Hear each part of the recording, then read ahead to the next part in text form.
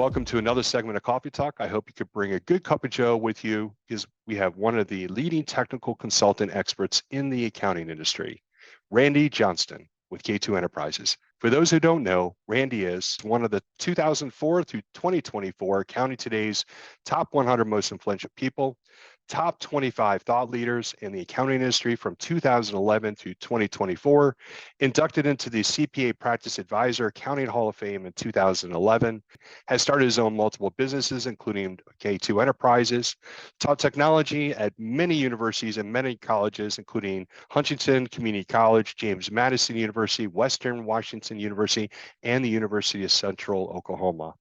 Over 40 years of management and technology consulting experience in technology and the accounting industry. Welcome, Randy. So jumping into Copilot, specifically Microsoft Copilot, this is a new buzzword. This is related to the big acquisition that Microsoft or investment it made. What are the different levels of Microsoft Copilot? Well, let's even maybe take a step back. What is Microsoft Copilot? And what are the different levels, and then maybe what firms should consider about this new hot topic that's a lot of firms are starting to ask about? Yeah, well, Chris, it seems like everybody wants to jump on the artificial intelligence AI bandwagon, and the big breakthroughs in the last few years have been with the large language models. And of course, Microsoft invested in the OpenAI technology. Some reports up to 21 billion, but it's clearly above 11 billion.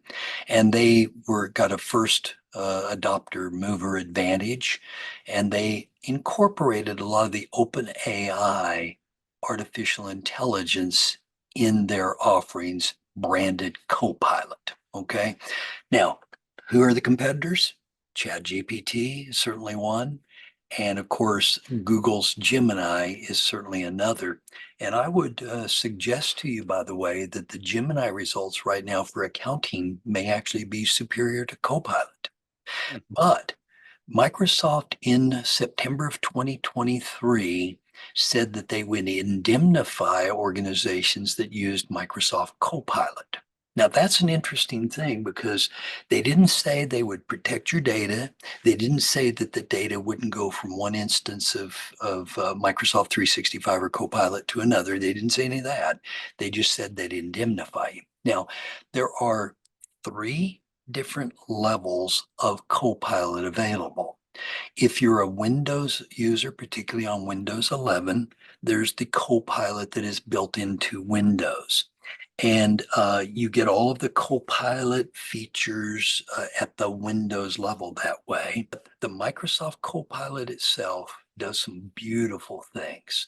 The ability to automatically respond to emails, to create PowerPoint presentations from Word documents, to summarize threads of email, to summarize chats in a thread of message, or create transcripts of meetings. So if you want to have a Teams meeting and have it all summarized, you can do that. Now, Wolters Kluwer has been on this platform for about a year. They've used it a lot internally, but there are technical issues on some of the latest versions of Copilot being compatible with our providers' platforms like Wolters Kluwer or like with Outlook. And so the problem here is we've got a lot of version mismatches along the way. Yeah, and that may hold accounting firms from adopting some of the latest and greatest from Copilot. But I mean, how do you see accounting firms using Copilot in the future based on, the limited exposure we've had with the product thus far? Yeah, well, there's some wonderful things that can be done for firms that are looking for marketing messaging, for social media posts and the like. That's an immediate place that I think that the Copilot technologies can be used. Some articles that I read, Chris, suggested that as much as 84% of all marketing social media posts in the fourth quarter of 2023 were created by artificial intelligence and so forth. The graphics things that are being able to be done today are also fascinating. However, we continue to have direct concerns that client confidential data shouldn't be in there. So one of the things that we recommend to all firms is that the first thing you do is put in an artificial intelligence policy. Now, I know that I've provided, your business at least my draft, and I actually am working from a couple of three different drafts of an artificial intelligence policy. But you need to talk to your team members about what's allowed and not allowed. I've seen um, presenters in the accounting profession show how you could, put in a balance sheet and income statement and have it all summarized. And I'm thinking, do you not understand that when you put that data in the model, the license agreement says that that becomes public information is used to build the model? So do you want your client data shared where it's publicly accessible through the models? And my friendly advice is, I think not. Yeah, and then who owns the rights of the output, et cetera. That's a very interesting quandary right there. What about it's more? Let's dive a little deeper about Google Gemini. I mean, what is Google Gemini? How does it compare to Microsoft Copilot? Are you seeing any greater adoption thus far? And who's winning the battle of the AI wars, if you will? Well, as it turns out, this is a leapfrog situation. And, in preparation for our coffee talks, I actually did some research on Copilot and on Gemini and on ChatGPT. And it was clear a year ago at this time, ChatGPT was the superior of the models. But right now, I'm not unconvinced that Gemini isn't faster and more accurate with better sightings. So the way I would actually suggest that that might be um, determined by the listeners is just make a few queries of Gemini and of Copilot, because if you've got Windows 11, you can do that in the Copilot piece, and just ask it some accounting related questions. You can start with something simple like, what's the IRS mileage rate for this year, and what's the health mileage rate, and then take it down to tax. What's the tax rate for certain things, and let it do the work that way. And you'll be amazed at how quickly Gemini comes back, typically with the right answers with the correct sightings. Sometimes Copilot gets it, and ChatGPT hardly ever gets it. So we're back to more or less the Slack and Teams war, if you will, between the two. Who knows who will come out ahead? Yeah, Interesting stuff. Very exciting times in IT. Definitely something that we should all keep our eyes out for. And I'm sure it's going to evolve greatly just in the next 6 months to a year.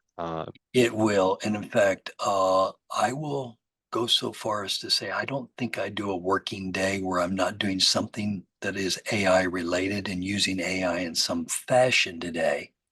But I also am very cognizant that I don't um, do anything that I consider client confidential. One other little twist is, in the past, many of us used Google search or DuckDuckGo or some other search engine. And I found now I never go to the search engine first. I always go to Copilot first. So when you ask about direct usage, I found that the Copilot summary is far, far better because it basically summarizes the things it finds off Right. of web searches. It cites all of the sites that it got it from. And again, I told you that in preparation for the coffee talks, I'd done a little of that. But the EDR, MDR summary, for example, in Copilot was stunningly good, citing Wikipedia and CrowdStrike and Cisco and IBM and others.